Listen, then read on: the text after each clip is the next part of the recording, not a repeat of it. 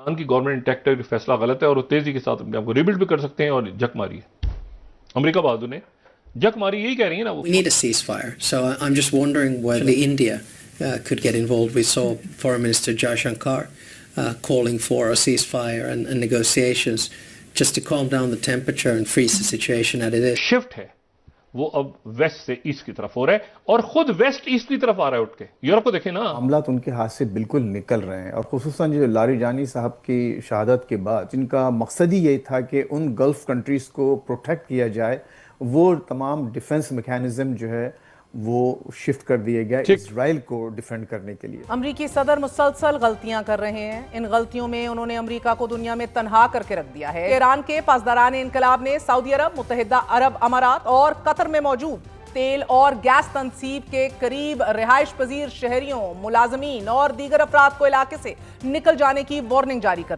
तो middle east नाज़रीन, practically middle east का जो अपना इंफ्रास्ट्रक्चर है, ऑयल रिफाइनरीज है, मिडिल ईस्ट की जो अपनी इकोनॉमी है, वल्नरेबल हो गई है और वो हिट हो रही है।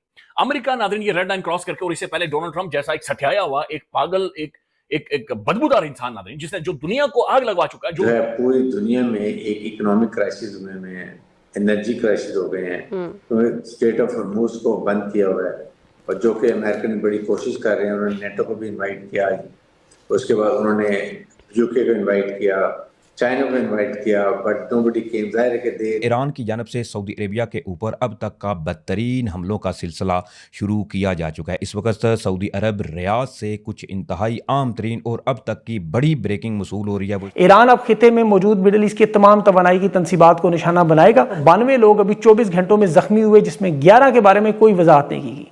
4000 के करीब अब तक लोग अस्पतालों में और 4 की हालत कहने सिर्फ दरमियानी है। कॉम्प्लेक्स है, इसके इर्द गिर्द या वहां पर जितने भी मौजूद लोग हैं निकल जाए।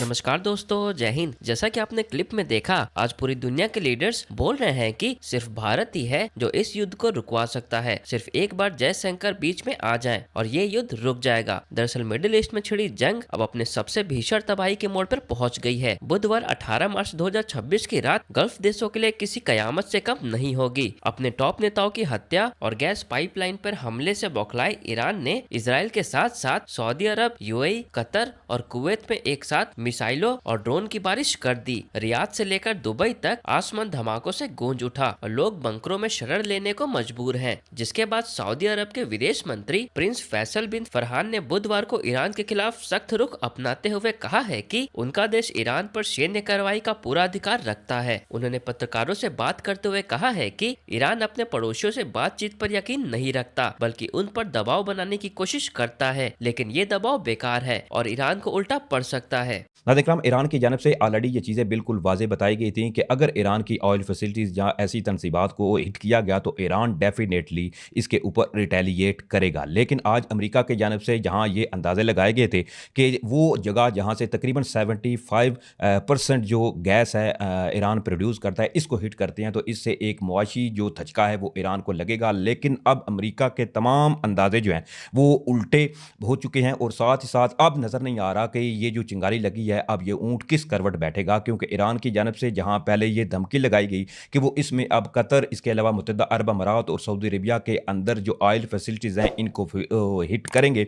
खबर तो ये थी कि चंद ही लम्हों के बाद ये सिलसिला आगाज़ होगा, लेकिन चंद ही लम्हों के बाद ही ये हमले जो हैं अब इनका आगाज़ हो चुका है और इस वक्त सऊदी अरेबिया का दारुल-हुकूमत रियाद जो है वहाँ से मुख्तलिफ धमाकों की इतलाआत इस वक्त मसूल हो चुकी हैं। सबसे पहले आप ज़रा ये देखिए, एक साइड वीडियो में आप ये जो मनाजर देख रहे हैं, ये सऊदी जो दारुल-हुकूमत अल रियाद है, ये वहाँ के हैं और वहाँ के लोकल जो लोग थे इन्होंने इन तमाम मनाजर को अपने मोबाइल में रिकॉर्ड किया। अब इसमें खबर ये सामने आ रही है कि just in 2 strong explosion in Riyadh Saudi Arabia. एक ज़राए ने ये कहा कि जी दो ज़ोरदार धमाके थे वो सऊदी अरेबिया के दारुल-हुकूमत रियाद के अंदर सुने गए हैं, लेकिन अब बाकायदा तौर पर इसकी तस्दीक राइटर्स, इसके अलावा अल जज़ीरा जो है वो भी कर चुके हैं कि इस वक्त शदीद तरीन जो बैलिस्टिक मिसाइल्स हैं वो सऊदी अरेबिया के शहर अल रियाज के ऊपर ईरान की जानब से दागे जा चुके हैं और ईरान की जानब से सऊदी अरेबिया की एक अहम आयल तनसीबात को निशाना बनाया जा चुका है। अब इसके हवाले से सऊदी मिनिस्ट्री ऑफ डिफेंस की जो स्टेटमेंट है वो भी आपके सामने रख देता हूँ। सबसे पहले ये समझिए कि इस वक्त सूरत हाल क्या है। इस वक्त जी ये इतलात मसूल हो रही हैं कि तकरीबन 4 से 5 के करीब जो बैलिस्टिक मिसाइल्स हैं वो ईरान की जानब से दागे गए हैं। इनमें से कुछ जो मिसाइल थे इनको सऊदी एयर डिफेंस सिस्टम ने इंटरसेप्ट किया, बल्कि एक आज जो मिसाइल था वो डिफेंस सिस्टम नाकाम रहा इसको इंटरसेप्ट करने में और इसने जाकर आयल की जो तनसीबात थी इनको हिट किया है। लेकिन अभी तक ये कंफर्म नहीं हुआ कि कौन सी जगह पर जो ऑयल फैसिलिटीज़ हैं सऊदी अरेबिया की इनको हिट किया गया है। इसके साथ साथ जो ऑफिशियल स्पोकन पर्सन है मिनिस्ट्री ऑफ डिफेंस के, उनकी एक स्टेटमेंट भी सामने आ चुकी है। अब इसके हवाले से जो ऑफिशियल है spoken person ministry of defence Saudi Arabia के, वो ये कहते हैं कि सऊदी एयर डिफेंस सिस्टम और responding to a ballistic missile threat targeting the city of Riyadh. अब ये खुद जो मिनिस्ट्री ऑफ डिफेंस है सऊदी अरेबिया की वो ये कंफर्म कर रही है कि इस वक्त सऊदी शहर जो अल रियाज है ये शदीद अंडर अटैक है और बैलिस्टिक मिसाइल जो ईरान की जानब से दागे जा रहे हैं इनको Saudi air defence system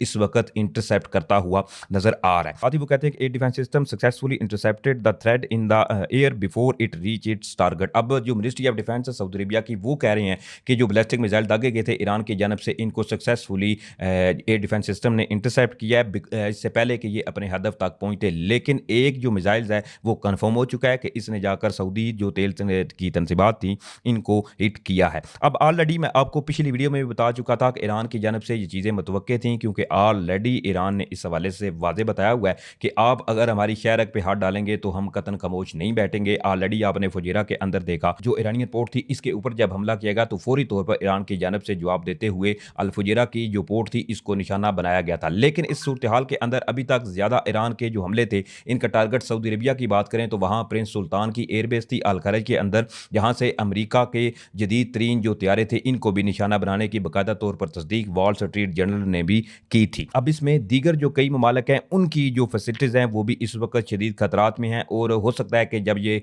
video आप देख रहे हो तो तब तक मुत्तहिदा अरब अमारात और कतर की जो ऑयल फैसिलिटीज़ हैं उनको भी ईरान की जानब से हिट किया जा चुका हो। अब इसके साथ साथ सऊदी अरेबिया के हवाले से फर्दर ये डिटेल्स हैं कि सऊदी अरेबिया में इस वक्त मुकम्मल तौर पर एक जो वार्निंग है वो अपने शहरियों को जारी की गई है और स्पेशली सऊदी अरेबिया का शहर जो अल खरज है उसके हवाले से। अब अल जज़ीरा इस हवाले से रिपोर्ट कर रहा है कि alerts have been issued warning of danger in the governance of Riyadh and Al Kharj by Saudi Arabia national early warning platform for emergency cases. और ये सूरत हाल है कि फौरी तौर पर जैसे ही ईरान की जानब से ये जो बयान सामने आया कि वो हमला करने जा रहे हैं तो सऊदी अरेबिया की जो मिनिस्ट्री ऑफ डिफेंस है उन्होंने अपने शहरियों को बिल्कुल बाहर निकलने से मना किया है और थ्रेट जो था वो मुख्तलिफ मोबाइल के ऊपर भेजा गया और इसके हवाले से कई जो ऐसी वीडियोज़ हैं या विजुअल्स हैं वो भी इस वक्त मंजर आ चुके हैं। मिडिल ईस्ट वॉर जहां पर अमेरिका की हेजमनी को, अमेरिका के कंट्रोल को, अमेरिका की सुपर पावर होने को, अमेरिका की पावर मोनोपोली को, जो रूल बेस्ड वर्ल्ड ऑर्डर था नादरीन जो कोलैप्स हुआ है, धर्म से नीचे गिरा है, वहां पर ईरान ने अमेरिका को चैलेंज किया हुआ, क्वेश्चन किया हुआ, अमेरिका की ताकत को क्वेश्चन किया हुआ है। अभी अमेरिका ने नादरीन आखिरी जो रेड लाइन थी उसे अमेरिका क्रॉस कर चुका है। ये एक तीसरी आलमी जंग की सूरत इख्तियार कर चुकी है जो कुछ मिडिल ईस्ट के अंदर हो रहा है। और ये बात भी बड़ी एविडेंट और क्लियर हो गई है कि जब पागल लोग आपको ऊपर से बैठकर लीड करें जैसे डोनाल्ड ट्रंप है, यानी दुनिया ये सवाल पूछ रही है कि बंदा क्या खाता है, क्या सूंघता है, पता नहीं क्या पीता है, या दीवारों के साथ टकरे मारता है, ये सोचता कैसे है, या ये कैसे बिहेव कर रहा है। ये बंदा दुनिया को नादरीन उस तरफ धकेल चुका है कि अब दहाइयों तक दुनिया इसमें से रिकवरी नहीं कर सकती। अमेरिका ने नादरीन जो आखिरी रेड लाइन क्रॉस की है, साउथ पार्स में जो ईरान के एनर्जी रिजर्व्स थे, गैस के दुनिया के सबसे बड़े रिजर्व्स थे, इंफ्रास्ट्रक्चर था, उसे तबाह और बर्बाद कर दिया। ये ईरान कतर के साथ शेयर करता है, लेकिन ईरान की साइड का जो इंफ्रास्ट्रक्चर था उसे पूरे का पूरा मलियामेट कर दिया, बर्बाद कर दिया। वहां पर आग नजर आ रही है और एक तबाही है जो कि फैली हुई है। ये रेड लाइन थी जो कि अमेरिका ने क्रॉस कर दी है। इसके ऊपर जो ईरान के रेवोल्यूशनरी गार्ड्स हैं, जो ईरान की अथॉरिटीज हैं, उन्होंने आकर यह कहा है कि जनाब अब हम किसी भी सूरत मिडिल ईस्ट के अंदर जो भी अमेरिकन इंटरेस्ट हैं हम उन्हें सर्वाइव नहीं करने देंगे। IRGC के सरबराह यानी ईरान के रेवोल्यूशनरी गार्ड्स के सरबराह और ईरानी मीडिया इस बात को कंफर्म कर रहा है कि अगले चंद घंटों में ईरान के जो मिसाइल्स हैं वो सऊदी अरब के अंदर ऑयल रिफाइनरीज या जो पेट्रोकेमिकल कॉम्प्लेक्स है उन्हें हिट करने वाले हैं। अच्छा, उन्होंने वार्निंग जारी कर दी है कि जो समरीफ रिफाइनरी है और जुबैल पेट्रोकेमिकल कॉम्प्लेक्स है, इसके इर्द गिर्द या वहां पर जितने भी मौजूद लोग निकल जाए, खिसक जाए वहां से, चूंकि इसे हम खाक बनाने वाले, इसे हम मलियामेट करने वाले।